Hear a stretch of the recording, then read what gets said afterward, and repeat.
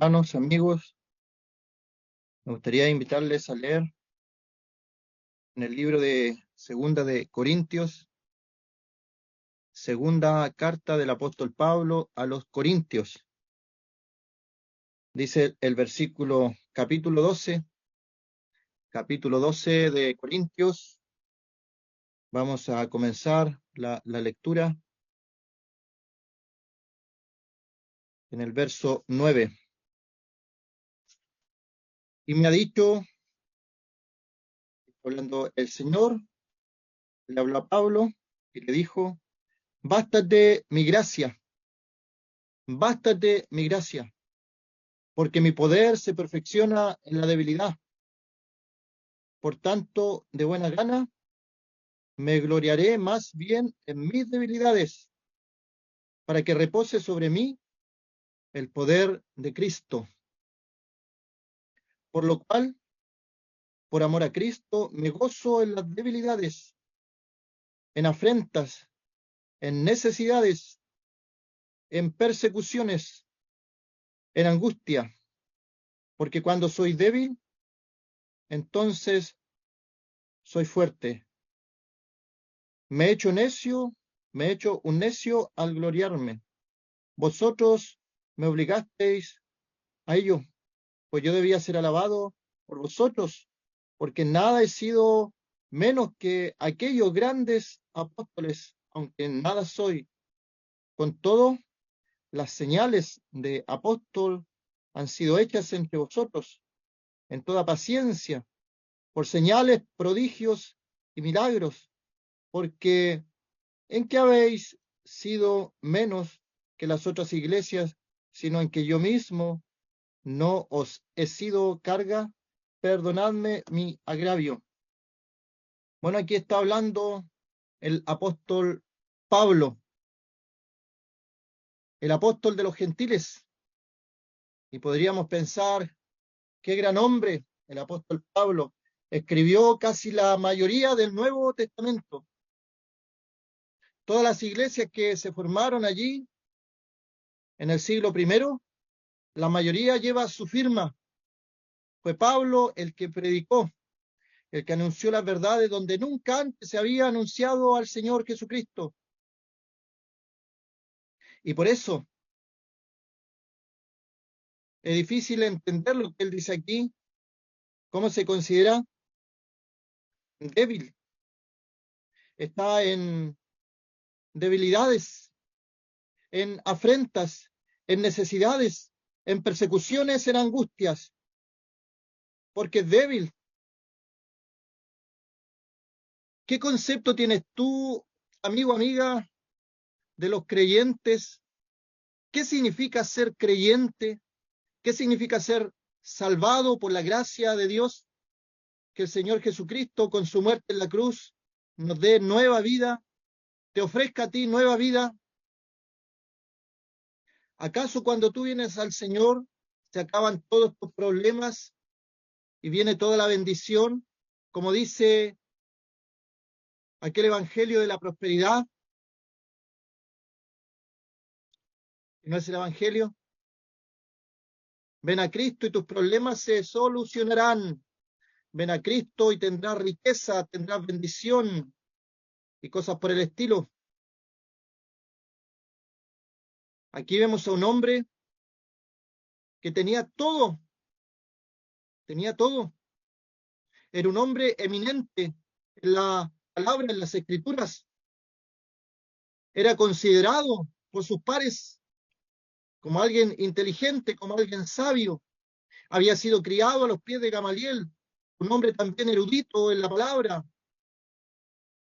Pablo tenía autoridad para perseguir a los cristianos en cualquier lugar donde se encontraban. No era cualquier persona.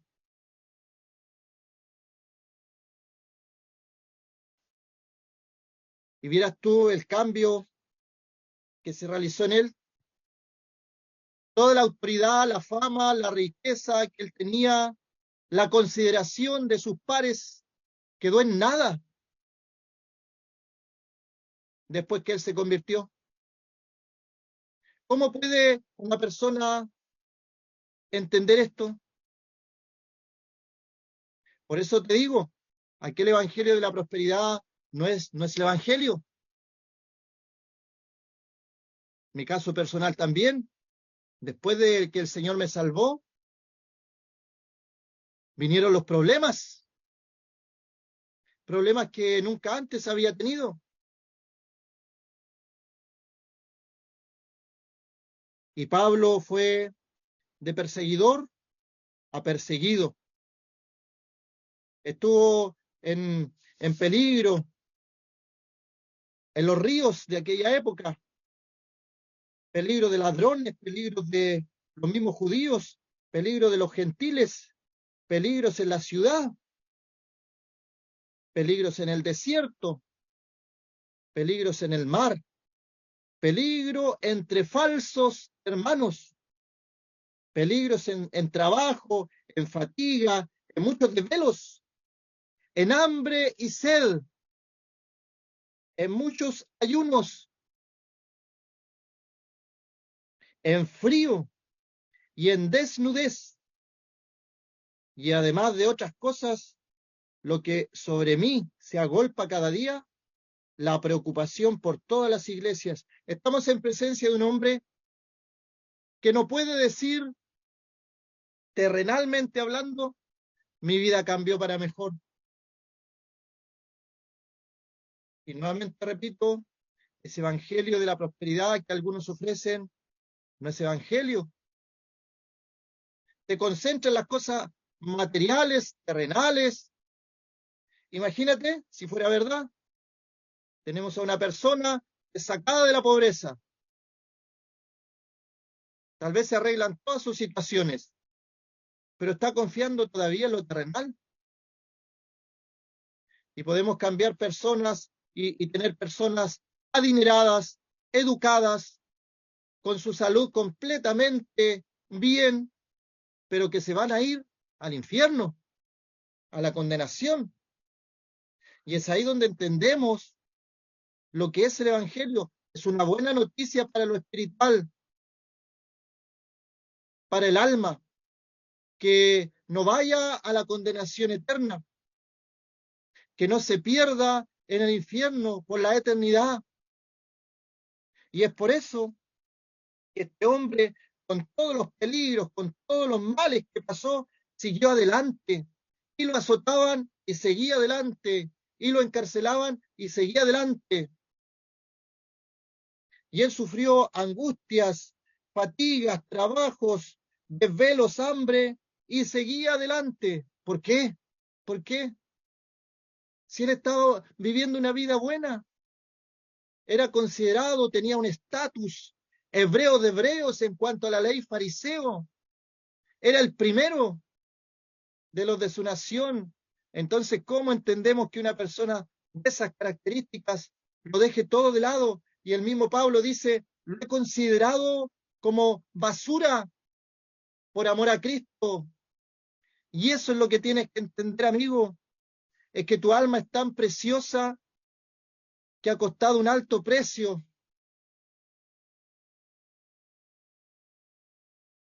Uno que buscan a Jesús, como dice la palabra, por los panes, por los peces, buscan al Señor por los beneficios que pueda traerles el Señor o el Evangelio o el cristianismo. Pero aquí vemos a Pablo, que estuvo preso en una mazmorra, y él escribe desde una cárcel donde solamente había una entrada de luz, todo lo demás era una roca húmeda, y él escribe, gozaos en el Señor siempre. ¿Cómo puede una persona, con todos los sufrimientos que hemos descrito, había sido 3 veces azotado con vara, una vez apedreado, 3 veces había padecido naufragio, una noche y un día había estado como náufrago en alta mar, había tenido peligro de todos lados, y él dice, porque cuando soy débil, entonces soy fuerte. Él entendió que pase lo que pase en este mundo, lo importante es la eternidad, lo importante era su alma, Y así como su alma se había salvado, Él quería que otros se salvaran, que otros vinieran al conocimiento de la verdad. El Señor le decía, bástate mi gracia. Él tenía problemas, dificultades y había orado al Señor. Y el Señor le había dicho, había orado por 3 veces. El Señor le ha dicho que se baste de su gracia, porque el poder del Señor se perfecciona en la debilidad. Por tanto, dice él, en buena gana me gloriaré en mis debilidades, para que repose sobre mí el poder de Cristo, por lo cual él se goza en sus debilidades. Amigo, amiga, el Señor ofrece salvación para tu alma, para lo espiritual, para hacer tesoros en el cielo, para que no vayas a la condenación. No busques al Señor por los panes y por los peces. No busques al Señor por cosas vanas y terrenales. El Señor quiere salvar tu alma. Aunque vengan tribulaciones, circunstancias, problemas, tu alma va a estar segura, va a estar salvada. Y la historia nos confirma esto, que muchas veces los creyentes sufrieron persecuciones, pero no retrocedieron en lo que ellos habían dicho creer. Sufrieron cárceles, sufrieron azotes, persecuciones, pero no volvieron atrás, no dijeron ya no creo, siguieron adelante. La pregunta es ¿por qué? Porque ellos sabían que el premio está adelante, en lo eterno, en lo espiritual, en el reino de Dios, no en esta tierra. El Señor quiere salvar tu alma, porque tu alma es más que todos los tesoros de este mundo. Y aunque vengan los problemas, aunque vengan las circunstancias malas, que nadie quiere pasar, pero que a veces pasamos, tenemos que estar confiados, seguros, que el Señor nos tiene seguro en sus manos y en las manos del Padre estamos seguros. Tenemos una herencia en los cielos, incorruptible, inmarcesible, incontaminada, reservada para el creyente. ¿Quieres ser salvo, amigo, amiga? ¿Quieres que el Señor perdone tus pecados? Perdone tu maldad. Cree en el Señor Jesucristo y serás salvo. Que el Señor bendiga su palabra.